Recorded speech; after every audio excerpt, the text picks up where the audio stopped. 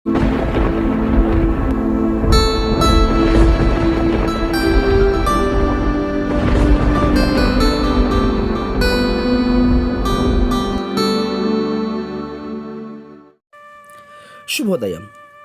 Global బెతేనియా Calvary ministry తరపున ఈ ఉదయకాల సమయంలో మరొకసారి మీ అందరితో కూడా కలుసుకుని దేవుని యొక్క పరిశుద్ధమైన మాటలు ధ్యానించుటకును దేవుడు నాకు ఇచ్చిన మధురమైన అవకాశమును బట్టి దేవునికి ప్రత్యేకమైన వందనాలు తెలియచేస్తున్నాను.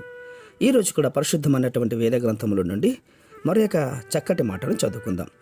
హెబ్రీయులకు రాసిన పత్రిక 11వ అధ్యాయము 5వ వచనాన్ని నేను చదువుతున్నాను, దయచేసి గమనించమని ప్రభుపేట మనవి చేస్తున్నాను. హెబ్రీయులకు రాసిన పత్రిక 11వ అధ్యాయము 5వ వచనము. విశ్వాసమును బట్టి హానోకు మరణము చూడకుండానట్లు కొనుపోబడెను. అతడు కొనుపోబడక మునుపు దేవునికి ఇష్టుడై ఉండెనని సాక్ష్యము పొందెను. కాగా దేవుడు అతన్ని కొనుపోయిన గనుక అతడు కనబడలేదు. దేవునికి స్తోత్రం కలుగునుగాక.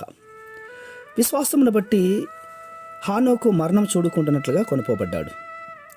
అతడు కొనుపోబడకంటే మునుపు దేవునికి ఇష్టుడై ఉన్నాడు అని సాక్ష్యం కూడా పొందుకున్నాడు. ప్రియులారా, ఈ మాటలను బట్టి మీరు జాగ్రత్తగా గమనించండి. అతడు కొనుపోబడక మునుపు దేవునికి ఇష్టుడై ఉండెను అని సాక్ష్యం పొందాడు. ఈరోజు ఎవరయ్యా దేవునికి ఇష్టలుగా ఉన్నారు అంటే, మొదటిగా భక్తుడైనటువంటి హానోకు జీవితంలో దేవునితో నడిచిన అనుభవము అతనికి ఉంది. అతడు భూమి మీద దేవునికి ఇష్టడుగా బ్రతికాడు. అవును ప్రియులారా, నీవు ఎవరికి ఇష్టంగా బ్రతుకుతూ ఉన్నావు? ఈ లోకంలో ఎవరి కోసం జీవిస్తున్నావు?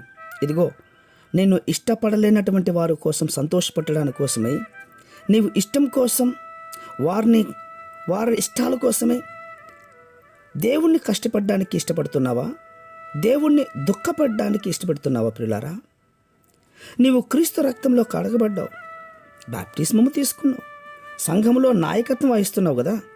కానీ ఎవరి కోసం జీవిస్తున్నావు? బంధువుల కోసమో, స్నేహితుల కోసమో నాయకత్వం వహిస్తున్నావా?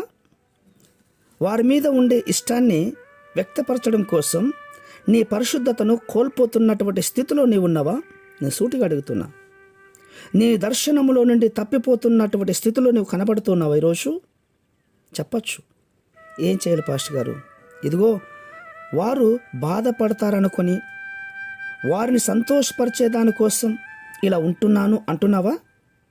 నీకోసం పరలోకమును విడిచి భూమి మీదకి వచ్చి రక్తం కార్చి ప్రాణం పెట్టి తిరిగి లేచినటువంటి యేసుక్రీస్తు వారు ఈ రోజు వరకు సురక్షితంగా నిన్ను కాపాడి నీకు అన్ని విధాలుగా సపోర్ట్ చేసినటువంటి ఆ దేవుణ్ణి దుఃఖపెట్టడానికి నువ్వు ఇలా మాట్లాడుతున్నావా? ఒక్కసారి ఆలోచించి.